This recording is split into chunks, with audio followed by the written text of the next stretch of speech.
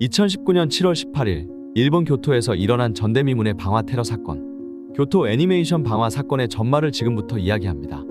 2019년 7월 18일 평화롭고 한적한 여름날 오전 10시 35분경 교토 애니메이션 제1스튜디오에서 화재가 발생했습니다. 엄청난 폭발음과 함께 검은 연기가 하늘을 뒤덮었고 사건 발생 후 소방대원들이 화재를 진압하기 시작하여 20시간에 걸쳐 진화 작업을 끝내게 되었고 화재 발생 후 건물은 완전히 전소되었습니다. 이 화재로 인해 36명이 숨지고 33명이 부상을 입게 되었습니다. 사망자 대부분은 20에서 30대 젊은 애니메이터, 회사의 핵심 인재들. 교토 애니메이션은 인력의 40% 이상을 잃는 치명적인 타격을 입었습니다. 피해가 컸던 이유는 구조적 취약성이 있었습니다. 스프링클러는 설치가 되어 있지 않았고 목조 건물에 나선형 계단, 불은 휘발유로 인해 순식간에 번졌고 연기와 열풍으로 대피 자체가 불가능했습니다. 대부분의 피해자는 옥상으로 탈출하려다 계단에서 숨졌습니다. 범인은 아오바 신지. 범인은 범행 3일 전부터 교토로 와 답사하였습니다. 주민들 이외에는 사람들이 거의 다니지 않던 스튜디오 근방의 골목길에서 빨간 티셔츠를 입은 낯선 남자가 며칠 전부터 모습을 드러냈다고 몇몇 증인들은 이야기합니다. 사건 당일 범인은 스튜디오에서 500m 거리에 있는 주유소에서 발전기에 사용한다며 휘발유 40리터를 통 2개에 담아갔습니다. 이후 교토 애니메이션에 도착해 제1스튜디오 정문으로 당당히 진입합니다. 건물은 원래 보안카드가 없으면 진입이 불가능했지만 사건 당일 NHK의 TV 프로 촬영이 있었던 관계로 누구나 드나들 수 있었던 겁니다.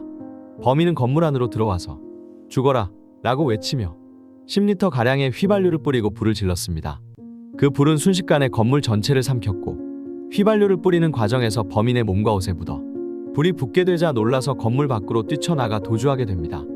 범인은 도주하던 중 가까운 인근 집 초인종을 누르며 살려달라고 도움을 요청하기도 하였습니다. 범인은 방화 장소에서 100m 떨어진 거리에서 쓰러지게 되고 뒤이어 한 남성이 쓰러져 있는 범인을 잡게 됩니다. 범인을 잡은 사람은 TV 프로 촬영차 방문했던 NHK의 디렉터였습니다. 그 즉시 소방서와 경찰에게 신고하여 범인을 체포하게 되었습니다. 체포 당시 가방에는 칼과 망치 등의 흉기가 있었습니다. 만약에 본인의 몸에 불이 붙지 않았다면 불타는 건물에서 빠져나오는 사람들을 무차별적으로 흉기로 해쳤을 가능성도 있다고 경찰은 판단하였습니다. 게다가 직원 여러 명에게 직접 가솔린을 끼얹기까지 했음이 드러나면서 사리를 품고 고의로 테러를 저지른 것이 명백해졌습니다.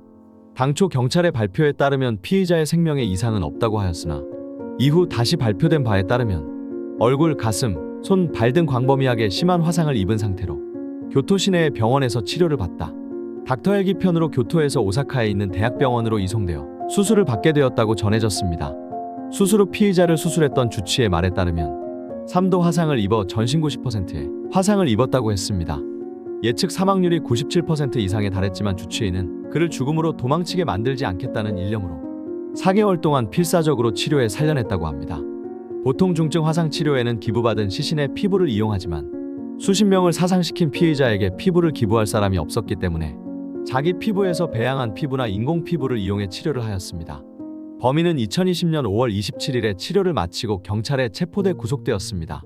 구속 후 조사에서 혐의를 순순히 인정하였고 교회니 직원 모두를 살해할 생각으로 범행을 저지른 것 자체를 인정하며 사형도 순순히 받아들이겠다고 하였습니다. 처음에는 사형을 받아들일 것처럼 보이더니 심신상실을 운운하며 무죄를 주장하였으나 2024년 1월 25일 법원은 사형을 선고하였습니다.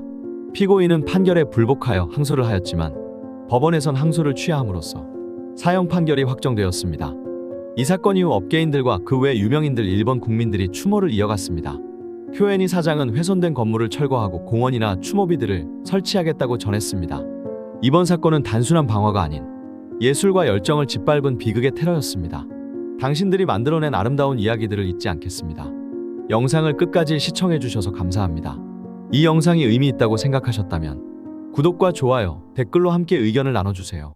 더 많은 사회 사건 분석은 케이스 사형사에서 계속 이어집니다.